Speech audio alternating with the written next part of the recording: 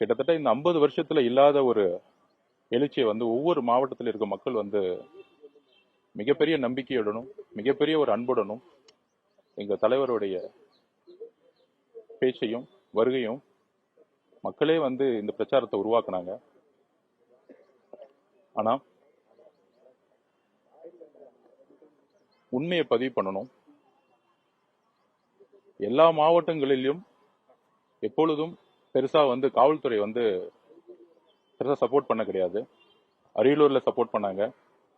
Perambalur SP வந்து எங்களுக்கு முன்னெச்சரிக்கையா வந்து பல தகவல் கொடுத்தாங்க.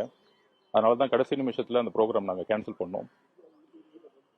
ஆனா எப்பயுமே இல்லாத அளவுக்கு கரூர்ல நாங்க நாமக்கல்ல முடிச்சுட்டு, நாமக்கல்ல நல்ல முறையா மக்களுடைய ஆதரவோட முடிச்சுட்டு,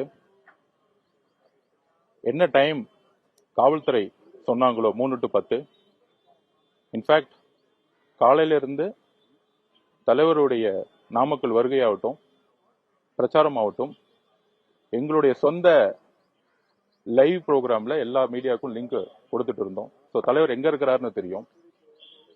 இது ஏன் சொல்றேன்னா, தலைவர் லேட்டா வந்தாருன்னு ஒரு அபாண்டமான குற்றச்சாட்டு வந்து பரப்பப்பட்டுச்சு. ஸோ 3 to 10 என்ன காவல்துறை சொன்னாங்களோ அந்த இடத்துல தான் நாங்கள் கரெக்டாக போனோம்.